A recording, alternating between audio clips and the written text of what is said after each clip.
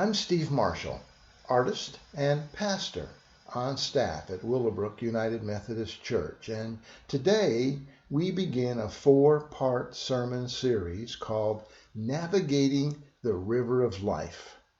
I like that idea of our life being like a river, always flowing, always moving forward. Whatever we experience each day, good or bad, that day ends and a new one begins, and life continues. For the most part, our life's journey on the river is an easy, uneventful one. We sit back, enjoy the scenery, and occasionally put an oar into the water. But then, suddenly and often without warning, we encounter the rapids, and our lives are thrown into turmoil. We get drenched as the water threatens to overwhelm us. Life gets exciting or terrifying. Some people want to avoid the rapids at all costs. They would prefer that life's journey always be smooth and tranquil. And when they encounter the rapids, they're not prepared, and often they are destroyed. When these people become Christians, they often make the mistake of assuming that life will now be without difficulty. After all, if I've given my life to Christ, then God won't let anything bad happen to me. But in the river of life, rapids are inevitable. What's important is how we respond to them. Paul was one whose journey wasn't a gentle ride on a smooth flowing river. When Paul became a Christian, his life did not become one of comfort and ease, but one of testing and danger. The Apostle Paul experienced the rapids, number 5 rapids. Listen to how Paul himself describes his rapids experiences in 2 Corinthians chapter 11. 5 times I received from the Jews the 39 lashes. 3 times I was beaten with clubs.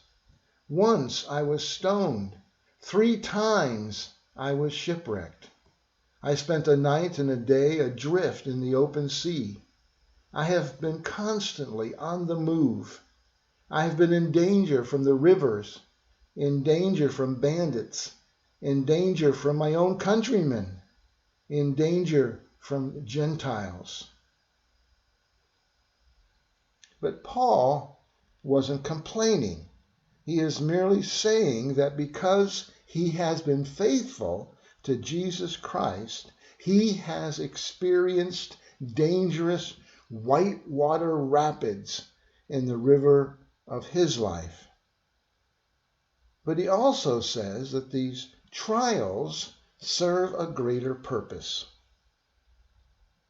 Paul gives us some insights on the purpose of these rapids on the river of life when he says in Romans chapter 5, verses 1 through 5, we boast in our sufferings, knowing that suffering produces endurance, and endurance produces character, and character produces hope, and hope does not disappoint us. You see, the rapids test and strengthen our faith, producing endurance. The rapids build character, including courage and faithfulness. And the rapids produce hope, for we learn that we can trust in the Lord. You see, hope is not just some wishful thinking, but the ability to act in faith, knowing that God is there with you and for you in all circumstances. Some people seek the rapids as a challenge. They look for a life that is thrilling, risky, and dangerous. They say it makes them feel more alive. It stretches their faith. As Christians, Jesus calls us to undertake a wild, risky adventure. Jesus doesn't want couch potatoes or bench warmers. Jesus doesn't want timid boaters who hug the shore and hesitate to launch out into deeper waters. Jesus wants fearless followers who will take up their cross and follow him. In Luke's gospel, Jesus is preaching around the Sea of Galilee, and at one point he gets into a boat with his disciples. After a hard day of traveling and preaching, he's weary and needing to rest. He says to the disciples, "Let's go over to the other side of the lake." Our journey on the river of life also has a destination. There is joy in the journey, but some of us forget that we will one day arrive at the end. The question is, are we prepared? What we do on our journey is preparing us for what we will experience at our destination. What has your journey been like? How are you preparing for your destination? Luke tells us that Jesus slept. When I'm tired, I need to sleep. And Jesus slept. He was the Son of God, but he wasn't Superman. He was human, with human needs. And he was more than just tired. In the Old Testament, sleep is considered a blessing for those whose trust is completely in God. Psalm 4 verse 8 says, "I will lie down and sleep in peace, for you alone, O Lord, make me dwell in safety." In Proverbs chapter 3 verses 24 through 26, Solomon offers advice to his son. Do you want to enjoy sweet sleep? Then put your confidence in God.